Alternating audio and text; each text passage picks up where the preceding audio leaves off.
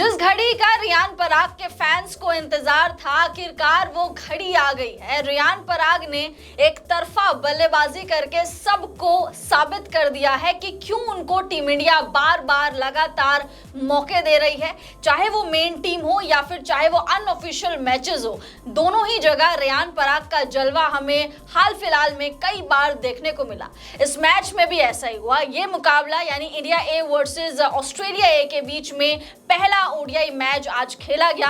कल खेला जाने वाला था, लेकिन कल बारिश की वजह से मैच को रीस्केड्यूल कर देना पड़ा और आज ये मुकाबला चल रहा था, जहां पर रियान पराग जब बल्लेबाजी करने आए तो एक तरफा उन्होंने आग लगा दी बैटिंग करते हुए। उन्होंने 67 रन बनाए 42 गेंदों का सामना 42 गेंदों का सामना करते हुए, जिसमें 5 चौके 5 छक्के थे और स्ट्राइक रेट का तो आप पूछिए मत, लगभग 160 का उनका स्ट्राइक रेट रहा। और इसीलिए हम कह रहे हैं कि रियान पराग को बार बार मौके क्यों दे रही है टीम इंडिया, क्योंकि टीम इंडिया को उनकी काबिलियत का अच्छे से अंदाजा है। अभी मोमेंटम में भी चल रहे हैं, पहले दलीप ट्रॉफी खेली, फिर थिमप्पा वाली ट्रॉफी खेली और अब देखिए अनऑफिशियल मैच, वो भी सामने जब ऑस्ट्रेलिया ए की टीम है जहां पर टॉड मर्फी जैसे बड़े बड़े खिलाड़ी हैं। तो 67 रन बनाकर वो आउट हो गए। उनका विकेट भी कप्तान टॉड मर्फी ने लिया और कैच उनका जैक फ्रेजर मैकगर्क ने पकड़ा। शुरुआत अच्छी हो गई थी टीम इंडिया की, जहां पर प्रभसिमरन सिंह ने काफी अच्छी खासी पारी खेली थी, साथ साथ प्रियांश आर्या ने भी शतक लगा दिया था, लेकिन पूरे हाईलाइट रहे शशि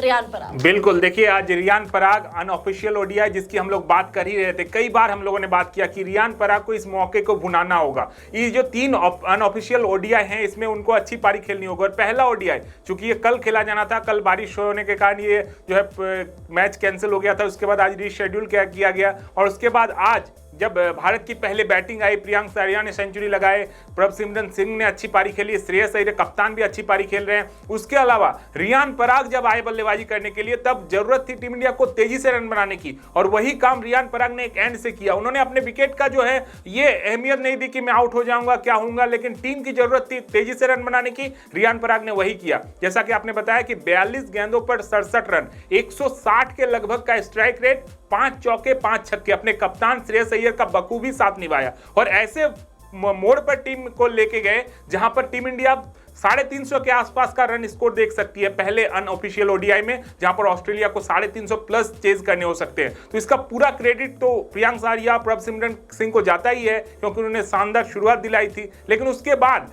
कप्तान श्रेयस अय्यर के साथ जो ये पार्टनरशिप लगी, जिसमें रियान पराग ने धुआंधार बल्लेबाजी की, 42 गेंदों पर 67 रन बनाए, ये पारी काफी इंपॉर्टेंट था, इसलिए क्योंकि 40 ओवर के खात्मे होते होते भारतीय टीम का स्कोर 300 प्लस हो चुका था और उसमें रियान पराग का बहुत बड़ा योगदान था। तो ऐसे में रियान पराग को ऐसे ही कैपिटलाइज करनी होगी अपनी पारियों को, जब जब उनको मौका मिलेगा। जैसा कि आज उन्होंने खूब शानदार पारी खेली, आने वाले 2 ओडीआई अब और खेले जाएंगे 3 और 5 को, उसमें भी उनको अच्छी पारी खेलनी होगी। तो आपको मैं गारंटी के साथ कह सकता हूं कि अगर रियान पराग ने इस तरह की पारी और 2 अनऑफिशियल ओडीआई में खेल दिया, तो फिर आप देखिएगा कि ऑस्ट्रेलिया जाने वाली इंडिया टीम में भी रियान पराग का सिलेक्शन हो सकता है। और आप यही नहीं रुकिए, अभी तो रियान पराग की बल्लेबाजी आई है, रियान पराग गेंदबाजी करते हुए भी दिखेंगे और वहां पर भी अगर 1 2 3 4 विकेट अगर उन्होंने चटका लिए तो फिर सोने पे सुहागा हो जाएगा। और फिर आप समझ लीजिए कि एक बैटिंग और बॉलिंग ऑलराउंडर इंडिया को जो तलाश है, वनडे में काफी एक्सपेरिमेंट किए जा चुके हैं, अभी तक कोई सेटल नहीं हो पाए हैं, लेकिन रियान पराग वहां पर परफेक्ट आप एडिशन कह सकते हैं। अगर